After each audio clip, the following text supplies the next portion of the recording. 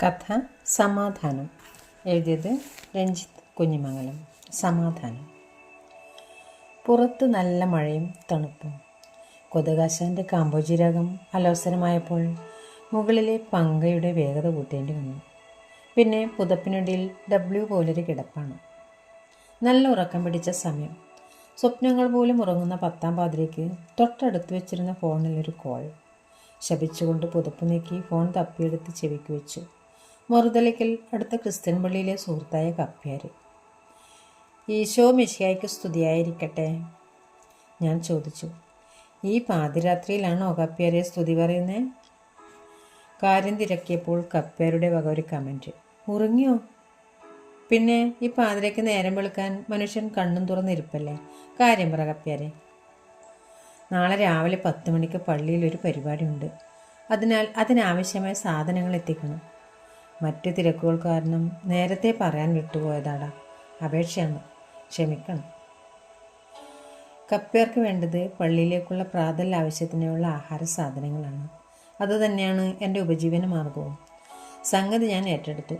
കുറച്ചധികം ആൾക്കാർ പങ്കെടുക്കുന്ന പരിപാടിയാണെന്ന് മനസ്സിലായി. മഴക്കാലങ്ങളിൽ പുലർച്ചെ അതിനുള്ള തയ്യാറെടുപ്പും സജ്ജീകരണവും ഒക്കെ വളരെ പ്രയാസകരം തന്നെയാണ്. എങ്കിലും പറഞ്ഞതിൽ നേരത്തെ പറഞ്ഞ സ്ഥലത്ത് എൻ്റെ ഇരുചക്ര ശകടവുമായി പറന്നെത്താനുള്ള ആവേശം ഞാൻ കാണിച്ചു. മൊത്തം സാധനങ്ങളുടെ ലിസ്റ്റ് എടുത്തു നോക്കിയാൽ നല്ലൊരു തുക വരും. അങ്ങേർക്ക് സാധനങ്ങൾ കൈമാറുമ്പോൾ കയ്യോടെ തുകയും വാങ്ങാമെന്ന ആശയം മനസ്സിൽ വലുതായി വേര് പിടിച്ചു. കാശാണല്ലോ കാതൽ. കാശില്ലെങ്കിൽ ആരോടാണ് കാതൽ? 10 മണിക്കുള്ള പരിപാടിക്ക് 8 മണിക്കു തന്നെ ആഹാര സാധനങ്ങളുമായി ഞാൻ പള്ളി അങ്കണത്തിലേക്ക് പ്രവേശിച്ചു. എവിടെയും ആരെയും കണ്ടില്ല. വീണ്ടും മുന്നോട്ട് നടന്ന് പള്ളിയുടെ മുന്നിലെത്തിയപ്പോൾ അൾത്താരയുടെ വാതിൽ അടഞ്ഞിരിക്കുന്നു. ഒട്ടുവിൻ തുറക്കപ്പെടുമെന്നല്ലേ തുറക്കാത്ത വാതിലുകളോടും നന്ദി പറഞ്ഞിട്ടുണ്ട്. അവയാണല്ലോ നമ്മുടെ ജീവിതം പഠിപ്പിക്കുന്നത്. മുട്ടിയിട്ടും തുറക്കാതായപ്പോൾ സ്വയം തള്ളി തുറന്നു. ശൂന്യമായ അൾത്താര. അതിലുണ്ടായ മേശപ്പുറത്ത് സാധനങ്ങളെല്ലാം അടുക്കും ചെട്ടിയോടും കൂടി നിരത്തി വെച്ചു. അൾത്താരയുടെ അങ്ങേ തലയ്ക്കൽ, അതായത് പ്രാർത്ഥനയ്ക്കായി ഒരുക്കിയ വേദിയുടെ നടുവിൽ മുകളിലായി സമാധാനത്തിൻ്റെ രാജകുമാരൻ സാക്ഷാൽ യേശുദേവൻ്റെ പ്രതിമ നിലകൊള്ളുന്നു. ഹിന്ദുമതത്തിൽ ഭൂജാതനായ ഞാൻ ശൂന്യമായ മൂകത നിറഞ്ഞ മെഴുകുതിരികളാൽ പ്രകാശിതമായ അൾത്താരയിൽ കൂടി യേശുദേവനരികിൽ എത്തിച്ചേർന്നു. ഒരു കാറ്റിനക്കം പോലുമില്ലാത്ത ആ പ്രാർത്ഥനാ മുറിയുടെ നിശബ്ദത ഒരു നിമിഷം എന്നെ ഏകാന്തതയിലെ ഏതോ ഒരാത്മാവിനരികിലായി മുട്ടുകുത്തിച്ചു. ഞാൻ പ്രാർത്ഥിച്ചു. ഒറ്റയ്ക്കല്ല, ഞാനും ദൈവവും മാത്രം. പരസ്പരം മിഴികളോട് ചേർത്ത് പറഞ്ഞു.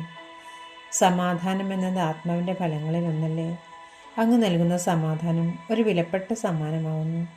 ആയതിനാൽ കർത്താവേ, ഈ ലോകത്ത് സമാധാനമുണ്ടാക്കി തരണമേ.